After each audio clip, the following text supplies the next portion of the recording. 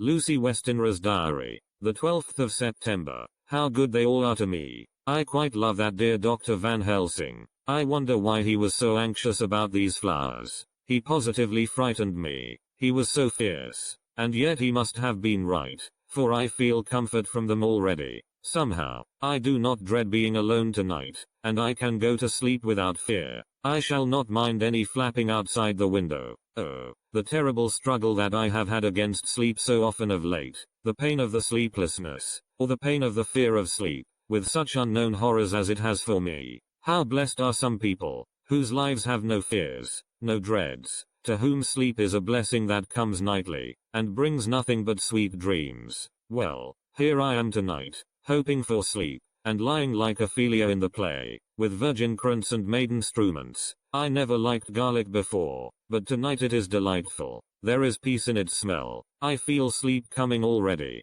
Good night, everybody. Dr. Seward's diary. The 13th of September. Called at the Berkeley and found Van Helsing, as usual, up to time. The carriage ordered from the hotel was waiting. The professor took his bag, which he always brings with him now. Let all be put down exactly. Van Helsing and I arrived at Hillingham at 8 o'clock. It was a lovely morning. The bright sunshine and all the fresh feeling of early autumn seemed like the completion of nature's annual work. The leaves were turning to all kinds of beautiful colors, but had not yet begun to drop from the trees. When we entered we met Mrs. Westenra coming out of the morning room. She is always an early riser. She greeted us warmly and said, "You will be glad to know that Lucy is better. The dear child is still asleep." I looked into her room and saw her, but did not go in, lest I should disturb her. The professor smiled, and looked quite jubilant. He rubbed his hands together, and said, "Aha, I thought I had diagnosed the case. My treatment is working." To which she answered, "You must not take all the credit to yourself, Doctor. Lucy's state this morning is due in part to me." "How you do mean, Mom?" asked the professor. "Well, I was anxious about the dear child in the night, and went into her room. She was sleeping soundly, so soundly that even my coming did not wake her, but the room was awfully stuffy. There were a lot of those horrible, strong-smelling flowers about everywhere, and she had actually a bunch of them round her neck. I feared that the heavy odor would be too much for the dear child in her weak state, so I took them all away and opened a bit of the window to let in a little fresh air. You will be pleased with her, I am sure." She moved off into her boudoir, where she usually breakfasted early. As she had spoken, I watched the professor's face, and saw it turn ashen gray. He had been able to retain his self-command whilst the poor lady was present, for he knew her state and how mischievous a shock would be. He actually smiled on her as he held open the door for her to pass into her room. But the instant she had disappeared he pulled me, suddenly and forcibly, into the dining room and closed the door. Then, for the first time in my life, I saw Van Helsing break down. He raised his hands over his head in a sort of mute despair, and then beat his palms together in a helpless way. Finally he sat down on a chair, and putting his hands before his face, began to sob, with loud, dry sobs that seemed to come from the very racking of his heart. Then he raised his arms again, as though appealing to the whole universe. "God, God, God," he said, "what have we done? What has this poor thing done, that we are so sore beset? Is there fate amongst us still, sent down from the pagan world of old, that such things must be, and in such way? This poor mother, all unknowing, and all for the best as she think, does such thing as lose her daughter body and soul, and we must not tell her, we must not even warn her, or she die, and then both die. Oh, how we are beset. How are all the powers of the devils against us?" Suddenly he jumped to his feet. "Come," he said, "come, we must see and act. Devils or no devils, or all the devils at once, it matters not, we fight him all the same." He went to the hall door for his bag, and together we went up to Lucy's room. Once again I drew up the blind, whilst Van Helsing went towards the bed. This time he did not start as he looked on the poor face with the same awful, waxen pallor as before. He wore a look of stern sadness and infinite pity. "As I expected," he murmured, with that hissing inspiration of his which meant so much. Without a word he went and locked the door, and then began to set out on the little table the instruments for yet another operation of transfusion of blood. I had long ago recognized the necessity, and begun to take off my coat, but he stopped me with a warning hand. "No," he said, Today you must operate. I shall provide. You are weakened already. As he spoke he took off his coat and rolled up his shirt sleeve. Again the operation. Again the narcotic. Again some return of color to the ashy cheeks. And the regular breathing of healthy sleep. This time I watched whilst Van Helsing recruited himself and rested.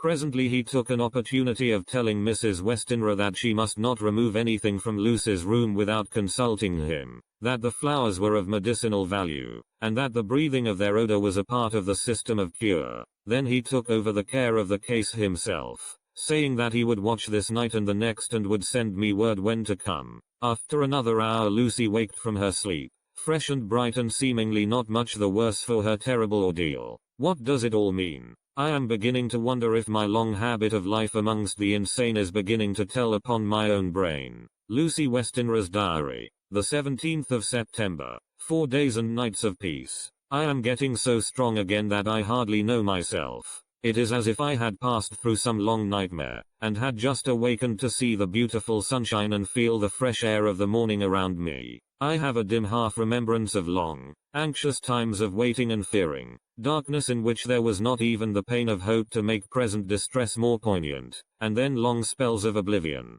and the rising back to life as a diver coming up through a great press of water. Since, however, Dr. Van Helsing has been with me, all this bad dreaming seems to have passed away. The noises that used to frighten me out of my wits, the flapping against the windows, the distant voices which seemed so close to me, the harsh sounds that came from I know not where and commanded me to do I know not what, have all ceased. I go to bed now without any fear of sleep. I do not even try to keep awake. I have grown quite fond of the garlic, and a boxful arrives for me every day from Haarlem. Tonight Dr. Van Helsing is going away, as he has to be for a day in Amsterdam, but I need not be watched. I am well enough to be left alone.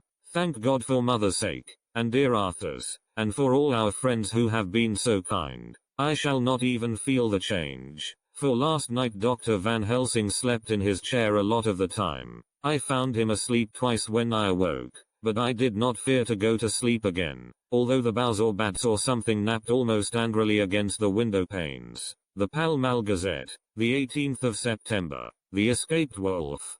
Perilous adventure of our interviewer. Interview with the keeper in the zoological gardens. After many inquiries and almost as many refusals, and perpetually using the words Pall Mall Gazette as a sort of talisman, I managed to find the keeper of the section of the zoological gardens in which the wolf department is included. Thomas Bilder lives in one of the cottages in the enclosure behind the elephant house, and was just sitting down to his tea when I found him. Thomas and his wife are hospitable folk, elderly, and without children, and if the specimen I enjoyed of their hospitality be of the average kind, their lives must be pretty comfortable. The keeper would not enter on what he called business until the supper was over, and we were all satisfied. Then when the table was cleared, and he had lit his pipe, he said, "Now, sir, you can go on and ask me what you want. You'll excuse me refers in to talk of professional subjects afore meals. I gives the wolves and the jackals and the hyenas in all our section their tea afore I begins to ask them questions."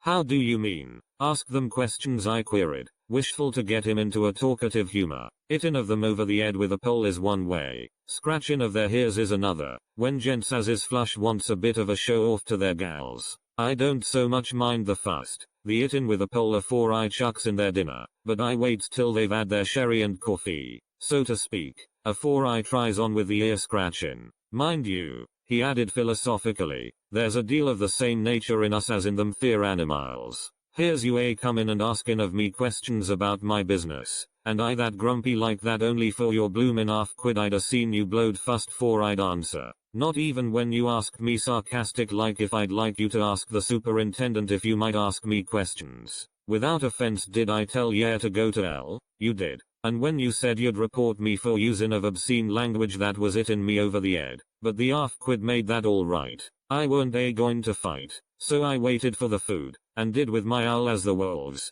and lions, and tigers does. But, law love yer art, now that the old ooman has stuck a chunk of her tea cake in me, and rinsed me out with her bloomin' old teapot, and I've lit hup, you may scratch my ears for all you're worth, and won't get even a growl out of me. Drive along with your questions. I know what yer a comin' at, that escaped wolf. Exactly. I want you to give me your view of it.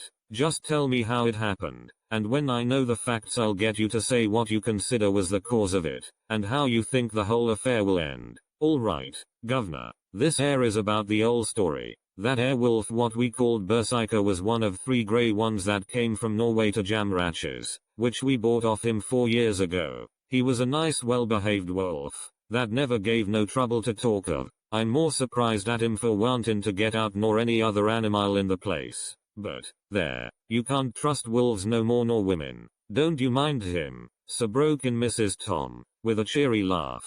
He's got mindin' the animals so long that blessed if he ain't like a old wolf myself. But there ain't no harm in him. Well, sir, it was about 2 hours after feedin' yesterday when I first hear my disturbance. I was making up a litter in the monkey house for a young puma which is ill, but when I heard the yelpin' and howlin' I came away straight. There was Berserker a tearin' like a mad thing at the bars as if he wanted to get out. There wasn't much people about that day, and close at hand was only one man, a tall, thin chap, with a hook nose and a pointed beard, with a few white hairs running through it.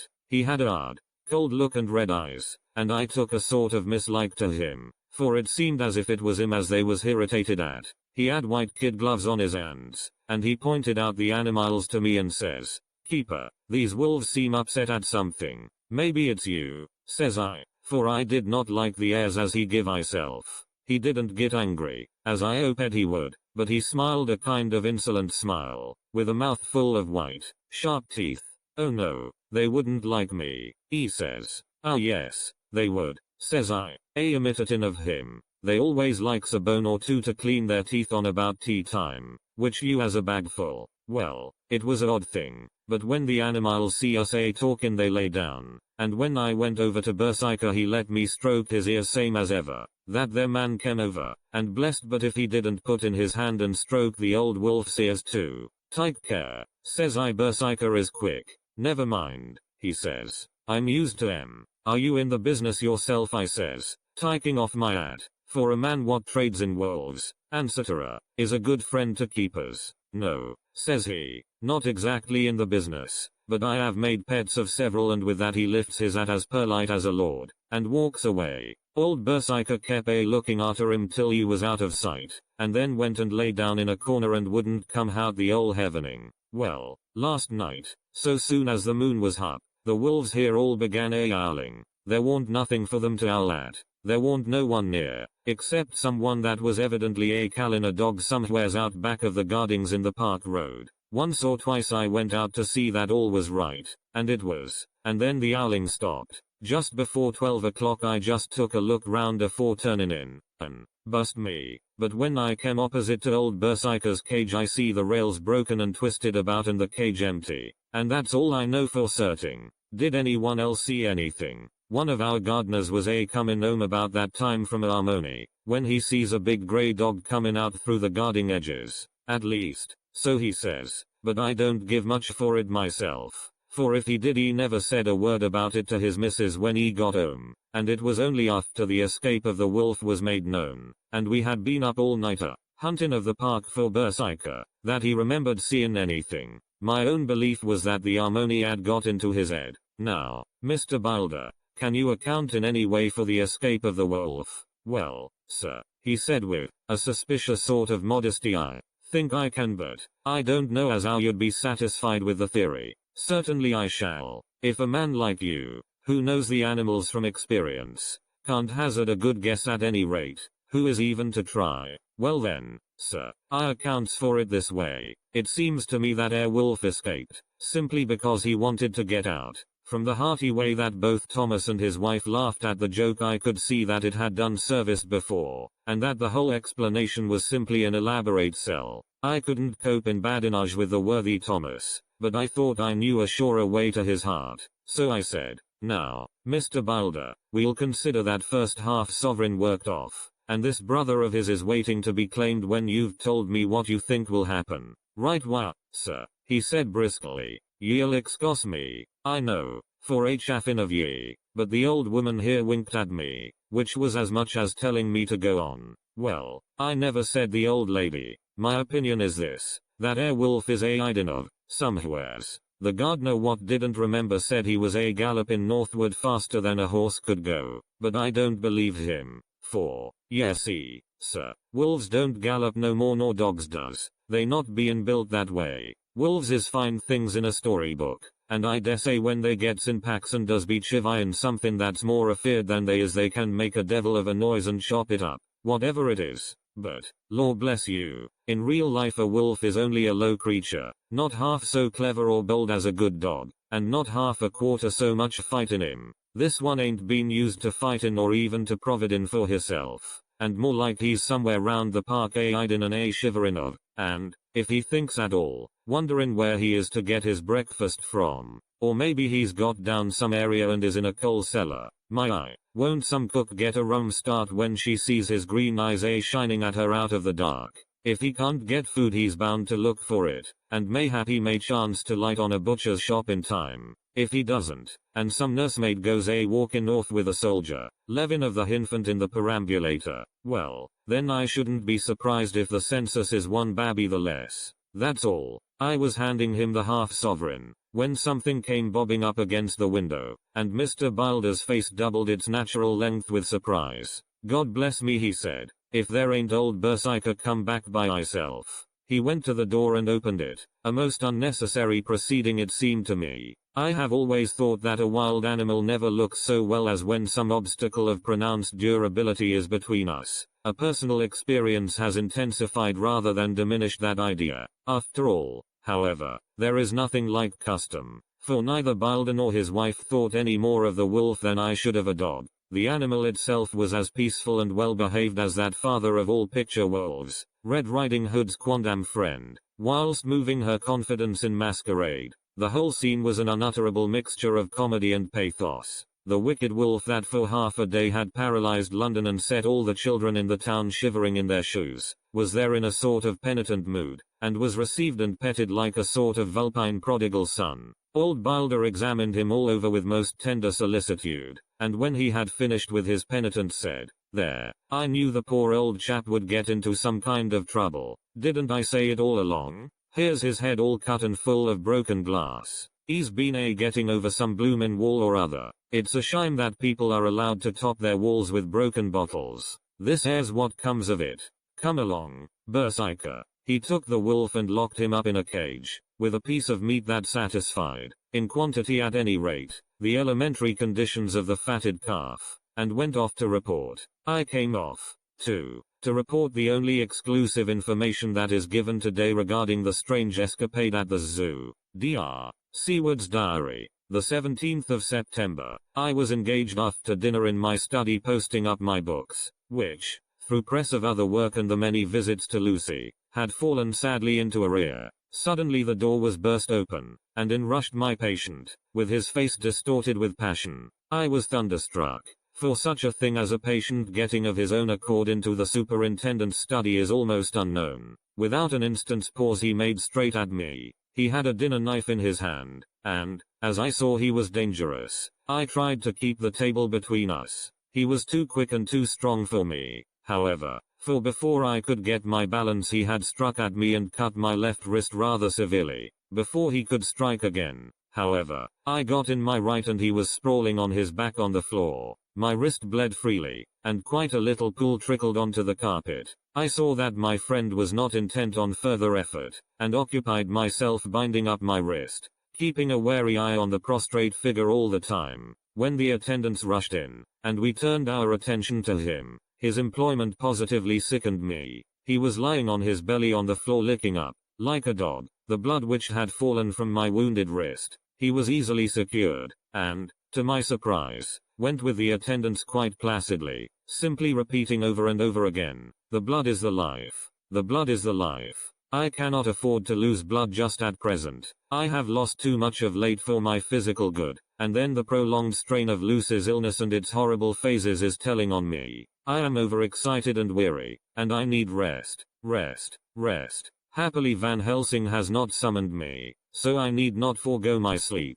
Tonight I could not well do without it." Telegram. Van Helsing, Antwerp, to Seward, Carfax. Sent to Carfax, Sussex, as no county given. Delivered late by 22 hours. the 17th of September. Do not fail to be at Hillingham tonight. If not watching all the time frequently, visit and see that flowers are as placed. Very important. Do not fail. Shall be with you as soon as possible after arrival. Dr. Seward's diary. The 18th of September. Just off for train to London. The arrival of Van Helsing's telegram filled me with dismay. A whole night lost, and I know by bitter experience what may happen in a night. Of course it is possible that all may be well, but what may have happened? Surely there is some horrible doom hanging over us that every possible accident should thwart us in all we try to do. I shall take this cylinder with me, and then I can complete my entry on Lucy's phonograph.